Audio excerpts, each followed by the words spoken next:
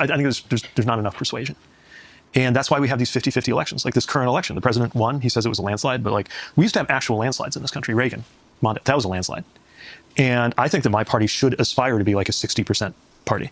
And I think we could do it because most of the issues that most people care about, not all, but most issues, taxes, abortion, guns, educate, like things that affect how your day-to-day life goes. Healthcare for sure. You think guns is one of them? Yeah, I mean, maybe, look, obviously there's a big divide on that. But if we're talking about like I think there's support for regulation, there's support for background checks, but I don't know if I would like think about what the it election says. on guns. Sure. But what I'm saying is like something like universal background checks, that's got like between 80 and 90% support. Yeah, I'm 80% of Republicans are supporting. And they're trying to reverse it. And yet we don't have, like it's hard to even hold on to what we've got, right? Yeah. So anyway, my point is like my party should be, by the numbers, doing better than it does because more people agree with us more of the time on more policies than not. And so, yes, we have some work to do on policy. So what do you got too, to change? Like, how do you just, sorry, Al, but how do you change that perception? If you know that more people agree with the policies that you guys have, why aren't they agreeing with you? And what are you doing wrong? I think the biggest problem. Piggyback on that? Yeah. So, I think it's great going everywhere to speak to people. One thing that I don't see happening from the Democratic Party is getting their message out and actually convincing people or letting them know like, hey, we're doing stuff or these are the stuff we've gotten done. This is something I don't like that Trump does, but it actually works with like permeating the culture. Like he ran on, hey, I'm going to get all these criminal migrants out of the country. And then he makes a video where you see all these guys chained up, coming off a plane, going in. That's messaging that you don't even need to understand. You see it and it's like, hey, he said he's going to do something and look, he's getting it done. So it's like, I think he knows how to play that social media game where it's like, oh, I know how to speak to people. And that's something Dems aren't doing at all. So it's great that you go talk to other places, but what other ways can you get your messaging through to people? The only one that does it is AOC. And Bernie. Yeah. And it's very specific and very targeted, and it works. And it feels like everybody else is worried about, offending somebody or being yelled at by one of your constituents or one of those groups that you're supposed to be protecting. Yeah. So I think two things. One, I think what they're getting right, which is also what Trump understands about politics and attention, is that you can't be afraid of controversy. True. That's a great point. You also have to just be a good messenger, and you have to be charismatic.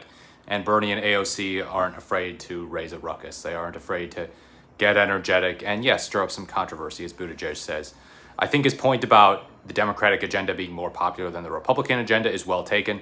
I think if people really voted purely on the issues, the Democratic Party would win, not quite in Reagan-Mondale-style landslides, but in landslides similar to Obama in 2008. The Democrats would just consistently whoop the Republicans. And, I mean, it would depend on what issues Democrats talk about more often. But yeah, I generally agree with him that they're probably edging out the Republicans on abortion and gun control. I think if Democrats go too hard into guns, like universal background checks are a good issue for them, but some other areas, they might alienate too many of the pro-gun people who could otherwise vote Democratic. But yeah, abortion, gun control, those are good issues for them. Economics, again, are especially good issues for them.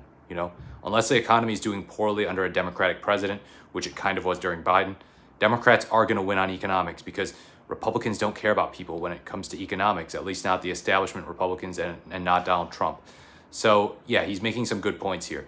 Democrats could very well win like they used to. Maybe not like LBJ levels, but like Barack Obama levels, which is like, 60-40, 70-30. But they just need a better messenger. Barack Obama was a great messenger. Joe Biden, even in 2020, was a solid messenger, although his brain was starting to fall apart, and that ended up becoming pretty embarrassing in the 2024 election, with him saying stuff like, we finally beat Medicare in the debate in June. So, yeah, I agree with the co-host on this show that, the Democrats just need a better messenger.